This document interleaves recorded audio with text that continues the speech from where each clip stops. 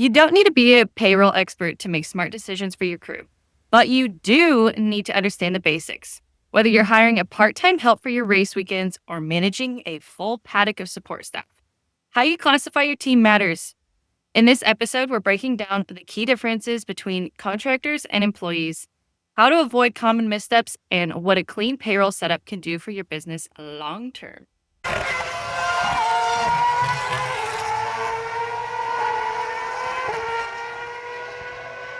Welcome back to Full Throttle Finance, a financial literacy podcast where we break down complex financial topics into relatable, practical discussions. My name is Felicia. I'm your CEO at Claim Me Consulting. And I'm Molly, co-host and senior bookkeeper. Whether you're running a race program or just getting your business off the ground, we're here to help you make small shifts that drive a better financial performance. In our last episode, we broke down F1 and the Academy and asked the big question, why did more people not hear about it? We covered everything from driver stories, financial barriers, to the gender debate in racing. So this week, we're going to talk about payroll because Felicia recently shared something interesting. Most of our clients came to us because they needed help fixing their payroll, which I thought was really interesting. And honestly, it makes sense because payroll is the most misunderstood parts of running a business, and we see it all the time in motorsports too. People often think that they're doing things the simple or cheap way by using contractors, but that choice can create bigger issues down the road. So this episode, we're breaking down how to approach payroll in the right way so you can make confident decisions and pay your team freely. I think we should start with what's the actual difference between an employee and an independent contractor, because the biggest difference comes down to control and structure. An employee works for you under your direction, using your systems, and often on a set schedule. A contractor works with you. Usually they control how, when, and where they get the job. Yeah, you can think of it in the sense that employees are part of your team, whereas contractors are hired for specific outcomes or specific services that you might not be an expertise in.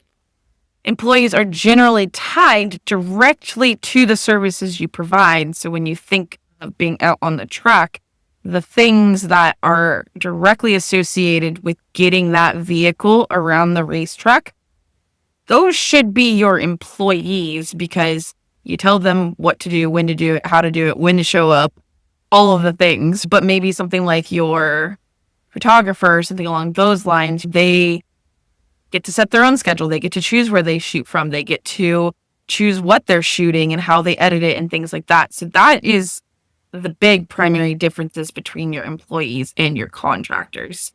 Some other examples of maybe like job titles that you would see that are on a race team as an employee would be like your team principal or your crew chief or your chassis tech or your tire tech. Your core crew members that are associated with working on the machine. They work with you on these tasks. And some other job titles that you might see that commonly go alongside contractors are, like I said, your photographer, your videographer, your social media manager, maybe a performance coach that works with the team. Sometimes engineers, I would say, could be considered contractors depending upon the circumstances. Suspension techs, those kinds of positions, they work alongside you. They don't work with you, but they work alongside you, alongside your business. And usually they are an established business on their own outside of working with your team. And they might not just work with your team. They might work with 2 to 3 other teams that are also in the paddock or in other race series. Well, and we kind of want to make it easy and give you like 3 main tests or like factors the IRS looks for so that you can help determine if someone is a W-2 employee or a contractor. Felicia, do you want to talk about those? Yeah. So you can think of it in these terms. It's the ABC test. That's what the IRS uses to gauge whether or not somebody should be an employee or if they're classified correctly as a contractor. And what the ABC test is, if you meet criteria A, move on to criteria B. If you meet criteria B, move on to criteria C. But if you fail A or B or C, then that's an indicator that person should be an employee and not a contractor. So the first criteria of the ABC test is going to be the behavioral test. Do you control, as the employer, do you control how the work is done? Do you train the individuals to do the job or tell them how you want the job done? Because if so, then they probably should be classified as an employee and not as a contractor.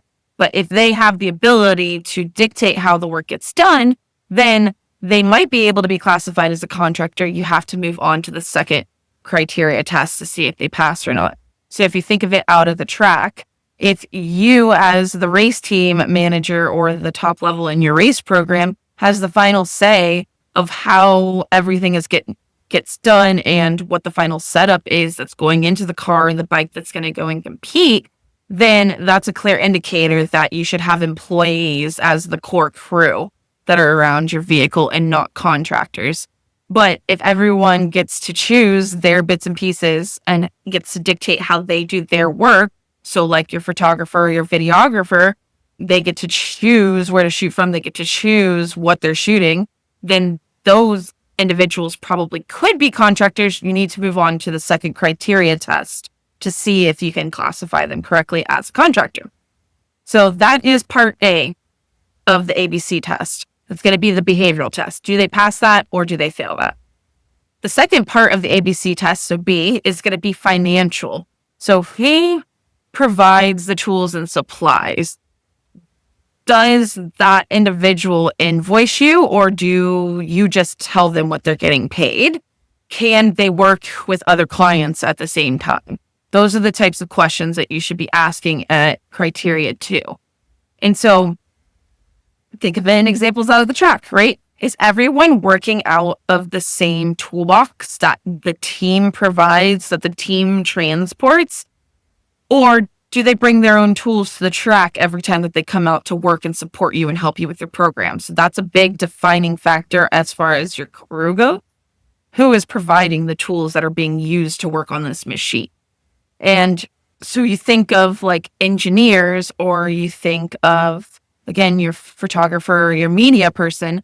Like engineers are going to bring their own laptops. Usually they're going to bring their own cords, their own tools that they need to get into the bike or to get into the car so they can pull the data that allows them to do their jobs as engineers.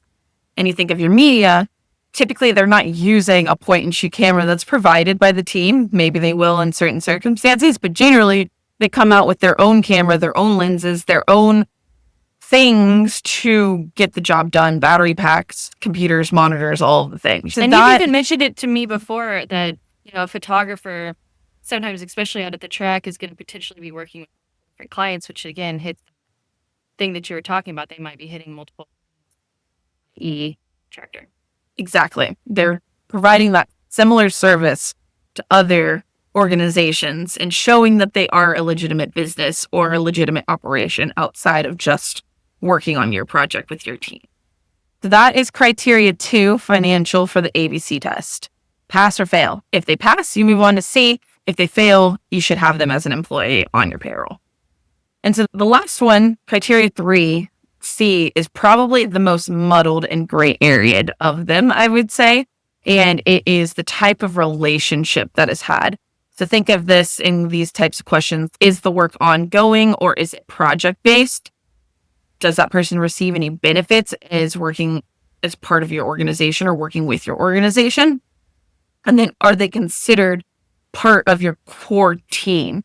Is it essential to have them out there? And if you don't have them out there, would you not be able to do what you're doing? That is what I would consider your core team, right? And it can get really confusing because especially once you're out there racing, right? Like you all are trying to win, right? There's a level of competition to it that you don't get in like a standard business like bookkeeping, let's say, for an example, right? And so it can get a little muddled, but that is why it's super, super important that your contracts and the way that you treat these people every step of the way throughout the process really matters and is going to protect you as the race team owner or as the employer in this situation. And you can think of this in terms of us, right? Like we're bookkeepers. We might contract with the race team to provide them with monthly ongoing support. So like we are with them every single month and that doesn't change, right? But bookkeeping isn't integral in the same way that a crew is integral to making the race vehicle move around the racetrack. So we can be independent contractors with our clients because the service that we provide is not directly related to actually racing vehicles. Gray areas exist when there's goal alignment, plain and simple, like your engineer, for example. Like maybe you contract together for an entire season and it goes really well. You decide that you want to hire that contractor back again for a second season, and then maybe even a third because it's continuing to be a really great relationship. And so they become integral to your success as a race program at this point. And that's where the question becomes, if they're so integral to your success, are they still classified correctly as a contractor, or should this person be an employee of your organization that will continue to help you build that team atmosphere and that team morale versus having independent contractors underneath your tent, right? Would it strengthen your core mission as a race team to have this individual as part of your core crew in your company with your values? Sometimes bringing them on as an employee is actually the right thing to do, but there might be situations where you have an engineering company that employs their own engineers, right? Like maybe you've grown fond of the one that you've been working with. There's this big company, they've got 10 engineers. You've been working with one for these 2 or 3 years, right? And everything is working well. Both parties want to continue the relationship because it's mutual. They both have a benefit, right? Everybody's happy. And that's where things like your contracts and having both companies set up legally with insurance, with invoicing going back and forth, all of the right things that show that you are two independently owned operating companies. That's where it becomes really important. All of the documentation that you can gather that supports that independent contractor relationship is what the IRS is going to be looking for, or the state is going to be looking for if you were ever audited for potentially misclassifying individuals under your program. I think where a lot of people get confused is that you can be a contractor for one company and an employee for another company. You can be both. Like, for example, an individual who provides like maybe media services for one team. Let's say they shoot media or they do social media management for an IndyCar race team, let's say, but they also work as a tire tech in motorcycle racing at the national level, let's say. They could be a W-2 employee as the tire tech, right? Like maybe this big tire organization has a bunch of employees because changing tires is integral to the service that they provide to people out at the track. But when they are out shooting the media for the IndyCar team, they might be a 1099 contractor because that media is not integral for them going around the racetrack and competing. It's an add-on. It's a bonus. It's a nice thing to have, right? And so workers' classification really just depends entirely upon the relationship with each individual business. Somebody can be a W-2 employee for one team and do 1099 freelance work for another, as long as the roles and relationships are truly different and that they are justified and that you have the proper documentation to support both. Yeah, and it's not just about the person's job title in general. It's about how they're working with you. Yep. So this all begs the question, why does this classification matter so much from a financial or legal standpoint? Because if you get it wrong, it's not just a slap on the wrist. That should be enough right there. But to give an idea of what worker misclassification can lead to, the biggest one is back taxes. If you didn't know, they can go back at least 3 years and even more if they think that you were intentionally misclassifying workers. So if you knew that this person should have been an employee and not a contractor, but you continue to pay them as a contractor, they can go back quite a number of years and calculate all of the taxes that you should have owed that you did not pay because you didn't have them classified correctly. You'll also get fines and penalties. California, for example, has fines that range anywhere from $5,000 to $25,000 per occurrence. So per occurrence, like every time you paid that contractor would be an occurrence. Really? Yeah, I mean, that can stack up really fast, especially if they think that you were doing it intentionally. You'll be on the higher side of the $25,000 mark. And you could also owe overtime and back pay and unpaid benefit to individuals if you're found to misclassify workers. They might also require that you put in compliance requirements like a mandatory HR department to make sure that you're not going to make the same mistakes moving forward. I have seen that with companies in California as well, too. Which is Plus a whole another salary that you're going to take care of. Exactly. Top of the fines, potentially. Like, exactly. And then plus you might even be on the hook for unemployment insurance and workers' comp or any like state mandated programs that you should have been paying taxes into as an employer that you weren't along the way. And every state's different. So that can vary from, I don't even know what kind of percentages, but I know like Washington has paid family medical leave and we have, say, unemployment insurance. If you're found to misclassify workers in Washington as an employer, they're definitely going to come back for those taxes as well, too, for as long as those programs were in play. Besides the fact that there's all these extra fines that you might get assessed and these penalties that you might get assessed, it's just the right thing to do for people. It's about more than just pay at the end of the day. It is protection for your business and protection for the employee. Because technically, if we want to get very by the book, if you're a race team and you're hiring an independent contractor, if you are not also collecting a copy of their business insurance and their workers' comp insurance, individual policies, when you're collecting their W-9 for payment, then you're doing yourself a disservice because most insurance policies don't cover contractors, or if they do, they are very expensive policies. So if you hire an independent contractor who does not have their own workers' comp or their own business insurance policy, and something happens out at the racetrack, like they get hurt or they steal from you or anything like that, right? Like you are not protected as the employer either. That's really important for protection for the business, but also it's protection for the employee. That's how it protects the employer. But what about the contractor? Because what if the contractor is just a regular Joe Schmo? They don't know the difference between an employee and a 1099 contractor because you as the employer are the one that are supposed to know about these differences. And they don't have their own workers' comp insurance. And they do get really hurt out at the racetrack and you don't have workers' comp insurance and they are not an employee on payroll. They don't get access to all of the state and federal benefits that normal employed workers have protection for under when it comes to being an actual employee on payroll. And if they are found to be integral to your crew, hello, you've just opened yourself up into a whole bunch of hot water, right? You've got a whole big mess on your hands at that point. So if you're not doing that already and you are hiring 1099 contractors for your race program, you really should be capturing insurance certificates alongside your W-9s if your insurance policy does not extend to contractors that are not employees of your company.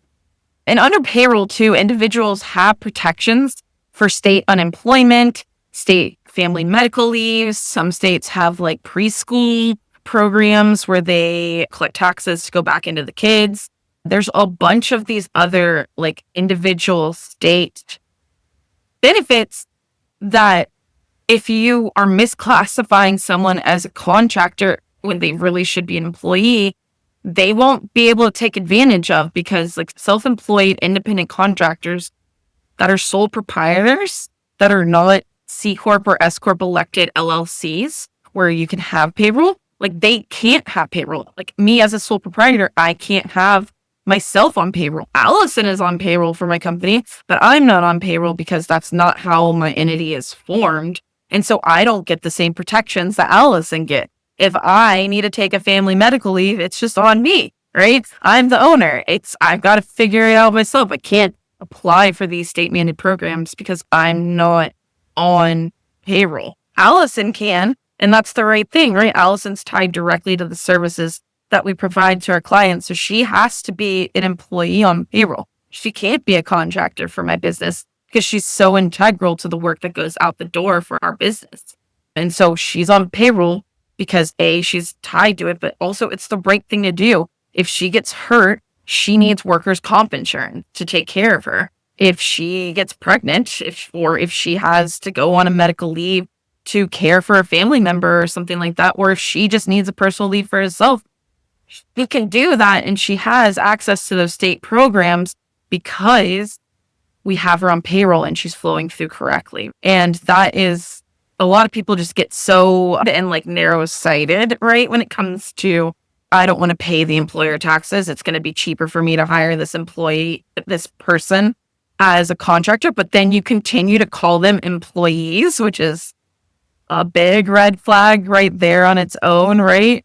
It's more than just the 7.65% federal taxes and maybe some state unemployment and program taxes that you pay. It's the right thing to do for people so that they're protected when life does life things that are unexpected, unpredictable, that are out of our control. It's just the right thing to do. Yeah, and I completely agree with the idea that, these companies, they think that they're doing things the simple way. They think that they're, maybe they get to skirt along and not pay for the payroll taxes, like you said, and, maybe not have to pay for the benefits. But it just, like you said, again, it really hurts the employee along the way. So what's the real benefit of actually putting someone on payroll, especially if they're only working like a few weekends a month? That's a good question. I think that's where like intent really matters. If somebody is helping at nearly every single event, wearing your team gear, maybe using your trailer, your tools, and representing your brand, then a W-2 status supports that relationship. Even if they're part-time, being on payroll gives them access to unemployment, workers' comp, and steady income history so they can go and apply for mortgages and do all of the other normal life things that we do outside of working. And you're building a team right there. It's part of the mentality of what you're building. And even as a part-time employee, like it doesn't have to be a set amount of hours every single week. Like literally it comes down to the contracts that you agree and the expectations that you set in those contracts, right? And yes, from an outsider's perspective, 1099 contracting appears cheaper, but if you look at F1, MotoGP, even factory-backed teams and national level series, larger teams almost always use a hybrid model. So your core tech staff, your management, your engineers to a point, they're employees. They're fully integrated into your program and they act as an extension of your race team. But they might bring in contractors for like media and hospitality and one-off rules. The difference is that they know exactly where the line is and they've built systems and processes and they have contracts in place that protect them.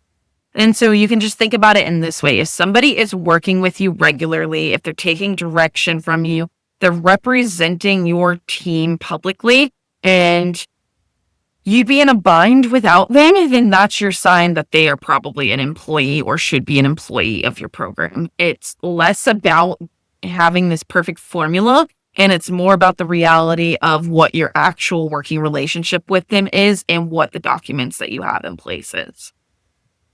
And so let's say you decide someone really is at 1099. What's the first thing you should have in place? Contract, right? Yes. Always. Even if someone you trust, even if someone you've worked with for years, you have to have a written agreement that helps define your relationship and shows the IRS you're treating it like a real legitimate business to business situation. In your contracts, you should be including the following criteria. Like your scope of work should be one of the main things that's presented. What is the job that's being hired for, and what are the responsibilities of that person that's being hired for that job? You should also have a timeline or project duration in there as well too. You should have payment terms. Is it a flat fee? Is it per weekend? Is it per hour? Is it however you're paying them? That should be really clearly specified in your agreement. There should also be language that confirms that they are an independent contractor and that they are not an employee of your company, and that the benefits that you extend to employees of your company do not extend to them as well too. And you need to clarify who's going to be responsible for things like tools and gear and insurance, etc. You should capture the insurance certificate before you even pay them. You should capture the W-9 before you even pay them. And then two, if there is travel and if there's media rights or any non-disclosure type words or language, then that needs to be in the agreement as well too. So how do you handle things like travel and lodging or like per diem with 1099s? You can reimburse expenses, but it needs to be documented. It needs to be consistent. Some teams might just wrap it up into a lump sum fee. Like maybe we'll pay you $750 a day. That includes your travel. And then you just invoice them at the end of the race round for $750 a day. You don't submit travel receipts. Some teams might want to pay you something like $500 a day and then reimburse you for travel at the actual cost when you provide the receipt. So then you build an invoice that calculates the amount that they owe you for the labor that you provided, but then you also have supporting documentation for your flight, your air, or your flight, your hotel, your car rides, or maybe even some meal expenses in there as well too. I don't think that there's any problems with companies reimbursing contractors for their travel related expenses. I think where it gets muddled and where it's gray area is if the team is outwardly paying for that person's travel, because then the question becomes, is that person integral? And are you treating them the same as you're treating your employees? What makes them so different that they should be a contractor and not an employee? And I think that's where employers can maybe get themselves into hot water. So my suggestion is always going to be that independent contractors buy their own travel. It's okay for it to get reimbursed by the race team and the race organization, but it needs to be handled in a separate workflow and separate policies from your actual employees that are having their travel booked for them or getting their travel reimbursed in a different way. Like they need to be separate and it needs to be clearly identified as separate workflows. And I think this ties in really well with the uniforms we were talking about earlier too. So, what do you mean? What do you think about like uniforms, required meetings? Like how does that look like with a 1099 and a W-2 employee? Yeah, that's where contractors it gets tricky. It gets tricky and it's gray area and it gets blurred, right? If you're expecting them to behave like a full-time team member, show up at specific times, wear team apparel, you're blurring the line. Contractors can be asked to do those things, but if you're enforcing rules like an employer would mandate for their employees, then you've shifted the relationship. And I'm sorry to say that and to be the bearer of bad news, but you're making it harder on yourself, even though it might be coming from good intentions of wanting to create a team atmosphere. Here's a recap of our best practices that you can kind of keep in mind. So always use contracts, even for one-off gigs. Don't always pay them through payroll systems. Use accounts payable or contractor payment platforms like Gusto Contractors, Books, or even Venmo W-9. And collect a W-9 before the first payment. Don't issue bonuses or perks without documentation, and respect their independence. If they're a contractor, let them do their work their way. And if you're still unsure about your payroll setup, or if you really just want a second set of eyes on it, like seriously, we do this all of the time for our clients. Allison mentioned in the beginning of our episode, nearly all of our clients have either come to us because they needed to set up payroll for the first time for their business, or because they weren't sure they had their payroll set up and they were expanding into states. Maybe they had questions about contractors versus employees themselves. Whatever it may be, we have seen and done a whole lot with payroll, and we actually really love getting our hands dirty with this kind of stuff. I think at this point in my career, I have set up and started payroll and processed payroll in over 25 different states in the United States. So it really doesn't matter where you're located, we can help you out. And it doesn't matter either if you have employees in 10 different states, because we can help out with all of it. So if you need help deciphering whether or not your team should be classified as W-2 employees or 1099 contractors, then please visit our website at www.cleanbeconsulting.com/full-throttle-finance. That's CLEANBEE consulting.com/full-throttle-finance. And if you found today's insights helpful, please like, share, comment, tag, do all the things to show your support for what we're doing here at Full Throttle Finance. And thanks so much for tuning in. We'll see you next Friday as we break down finances with a motorsport twist. We'll see you.